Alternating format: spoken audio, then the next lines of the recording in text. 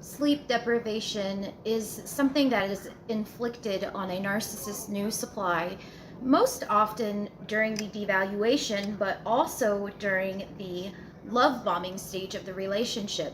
The constant communication by text and phone calls, first thing in the morning, throughout the entire day, all evening, and late into the night, is a technique which has a number of effects on a narcissist victim. This is an overwhelming amount of attention. This level of attention is overwhelming. Being told that you are the only thing on a person's mind and appearing to have these silver words followed up by actions that could only seem like they are genuine and over the top in a kind of way, but they are also pulled on the excessive attention. It would be countered with comments like, if you were to call them out on it, it would be countered with comments such as, I cannot help the way that I feel, or I have never had as special a connection as been with you. They are also grooming you to become used to this level of attention so that they too are the only thing on your mind ever. There is no room for anything else but them in your mind at this point or at this stage in the relationship, and it will continue on through and after the relationship has ended. So when they choose to withdraw or disengage, their absence will be felt, and it will be felt hard. You have been conditioned and groomed to expect this level of attention and adoration too, and removing it becomes like a drug withdrawal.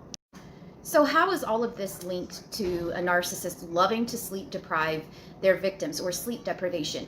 They consciously text and call you, usually before you wake up, so that they can be the first thought that you have. They expect you to respond in a kind, straightaway type of way in order to condition you to respond, thus exerting their control over your thoughts, emotions, and your actions. Your body and your brain are rewired to wake up early or late, whenever it is that you decide to wake up, or whenever they decide to text or call you, and immediately respond to them at this early hour.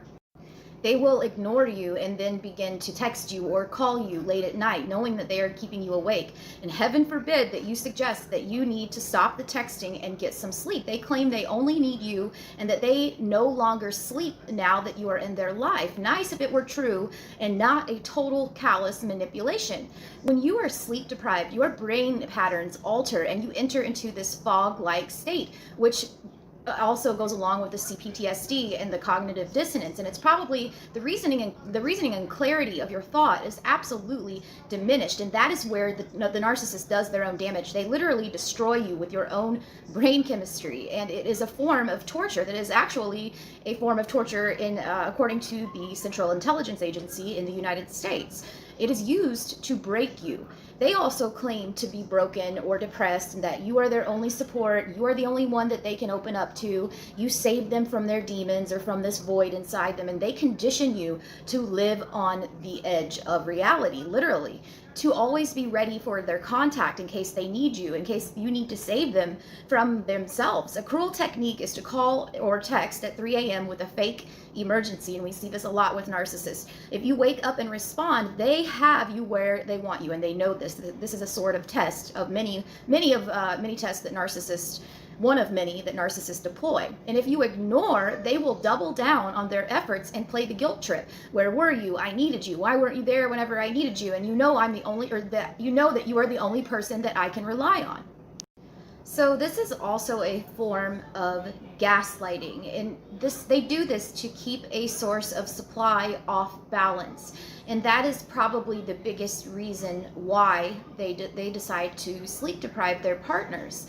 Their need to be right isn't exactly the method here, but it is something that would likely cause distress in a neurotypical person, or any person for that matter. Narcissists thrive on chaos from their source of primary supply, or secondary supply for that matter, as long as they can keep all sources of supply believing that the narcissist believing them and believing their lies and doubting themselves, they are likely to keep up with this nonsense that a practical person would never ever put up with. And that is why they deploy these methods, because you're walking around in this fog and you have literally broken off from reality because you're suffering from CPTSD, and would either have to accept this causing stress or reject it, which would likely lead to the primary source of supply gaining enough strength to discard the narcissist, or that thereby showing the narcissist that you aren't going to fall for this stuff and putting a boundary up, the narcissist will then disengage.